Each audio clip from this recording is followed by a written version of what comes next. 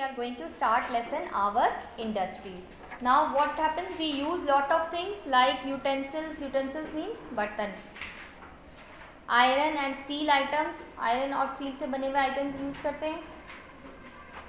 Clothes, shoes, toys, where are all these things made? All these things are made in industries. Industries means big factories.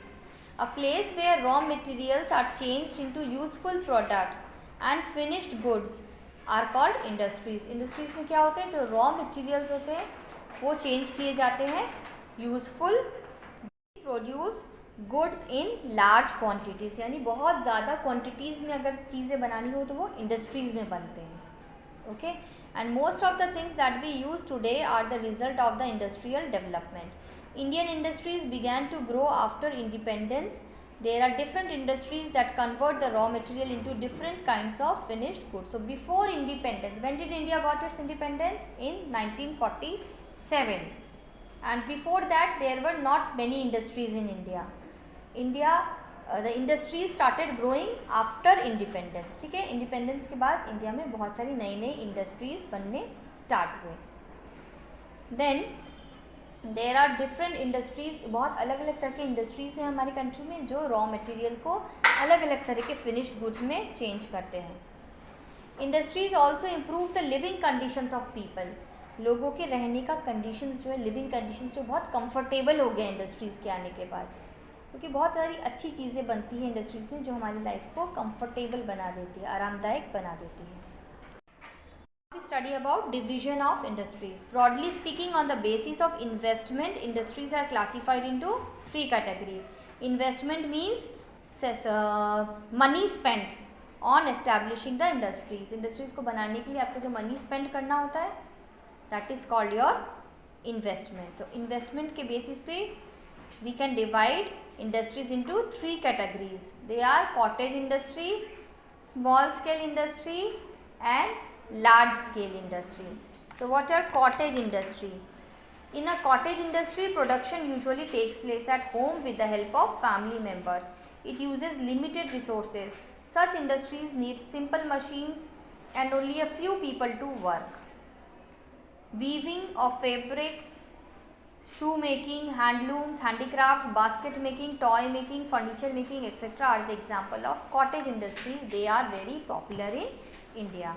So cottage industry हम अपने घर पे ही start कर सकते हैं. घर के कुछ फैमिली मेम्बर्स को लेकर के 4-5 लोग मिल कर के स्टार्ट कर सकते हैं और बहुत ही सिंपल मशीन्स की ज़रूरत होती है कॉटेज इंडस्ट्री में. ओके, और जो है what are the examples, very few people needed and very simple machine needed. Cottage industry के लिए बहुत कम लोगों की ज़रूरत होती है, कम वर्कर्स की ज़रूरत होती है और सिंपल मशीन्स की ज़रूरत होती है. And what are the examples, weaving of fabrics यानी कपड़े बुनना. Okay, like you can see in the picture. Shoe making, handloom, handicraft, basket making. Basket बनते हैं बैम्बूज के, बैम्बू से छोटी छोटी टोकरियाँ बास्केट्स बनते हैं. ये सारे टॉय, छोटे खिलौने जो बनते हैं, छोटे फर्नीचर्स बनते हैं, ये सारे कॉटेज इंडस्ट्री के अंदर आते हैं.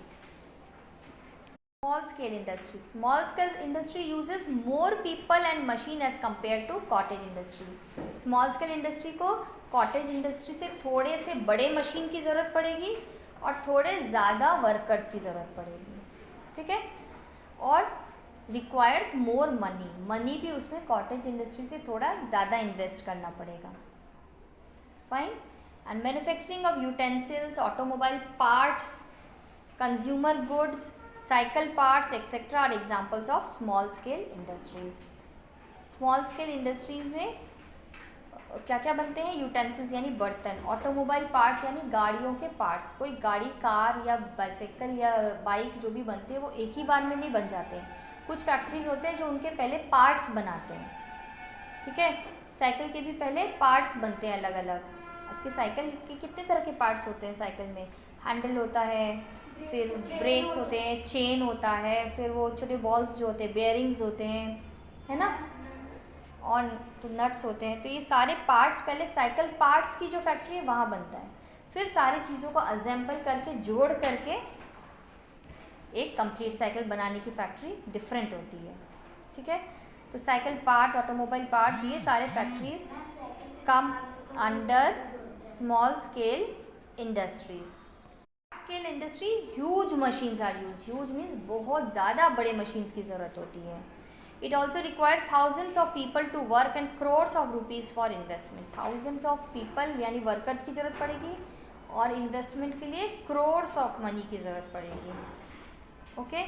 Railway coach factories, iron and steel industries, ship building, cement industry, oil refinery. These are example of large scale industries. यहाँ पर जो हिंडाल्को है वो भी क्या है, एक लार्ज स्केल इंडस्ट्री है, क्योंकि कितने बड़े मशीन्स होते हैं, कितने सारे वर्कर्स काम करते हैं और उसमें इन्वेस्टमेंट भी बहुत ज़्यादा मनी की करनी पड़ती है. So another way of classifying industries on the basis of types of materials used. We use two types of materials. Either we use agro-based, means agriculture as our raw material, or we use minerals as our raw materials. So first is agro-based industry. These are industries which use agricultural products as raw material. Industries such as sugar, cotton, jute products, paper, oil, etc. are our agro-based industries. Because in this, what is our raw material? Paper industry, what will be the raw material? Wood. In oil industry, what will be the raw material? Either mustard or sunflower. These things are raw material. Then in sugar factory, in sugar manufacturing industry, raw material is sugar cane.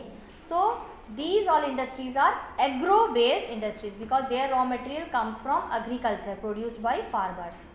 Mineral-based industry, raw material used is minerals like iron and steel industries, petrochemicals, cement, aluminium industries, etc. are examples of mineral-based industries because their raw material come from mines. Mines से जो minerals निकलते हैं वो mineral-based industry के raw materials होते हैं. So what are the important industries of India?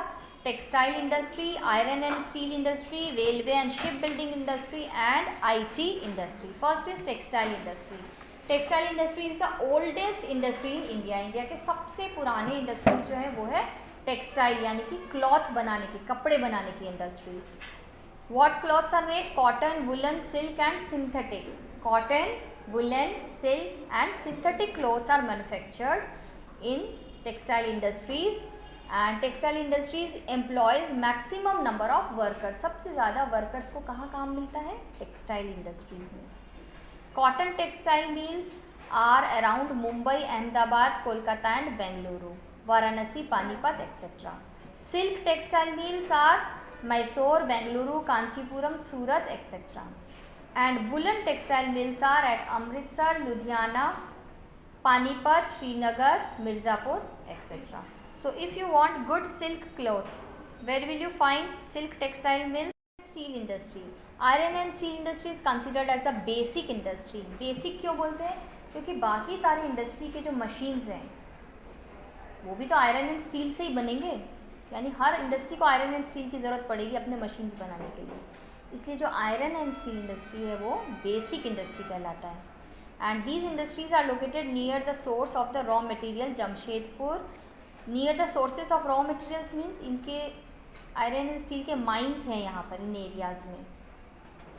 ठीक है, इसीलिए आयरन एंड स्टील के माइंस जहाँ जहाँ हैं वहीं पर आयरन एंड स्टील की इंडस्ट्रीज़ बैठाई गई है. Jamshedpur, Bokaro, Bhilai, Rourkela, Durgapur and Visakhapatnam are famous for iron and steel plants. Railway and ship building, engines and coaches of railway depend on iron and steel industry. तो रेलवे और शिप बिल्डिंग इंडस्ट्रीज़ को भी iron and steel की requirement होती है क्योंकि railway के जो कोच हैं, इंजन्स हैं, वो आयरन एंड स्टील से बनते हैं. Units in Perambur, Chittaranjan, Varanasi and Kapurthala manufacture railway engines and coaches for Indian railways. Ship building units are situated in Visakhapatnam and Mumbai. Now what is IT industry? What is full form of IT? Information technology. Now these days information technology industries are also growing. Millions of people are employed by IT industry and Bengaluru is the IT capital of India. Which city is the IT capital of India? Bengaluru. Now besides the above industries, aeroplanes are manufactured at Kanpur and Bengaluru. So you read the lesson thoroughly. We have completed this lesson today. In my next video. Next class I will send you the exercises and the question answers. Then you will do it in the notebook.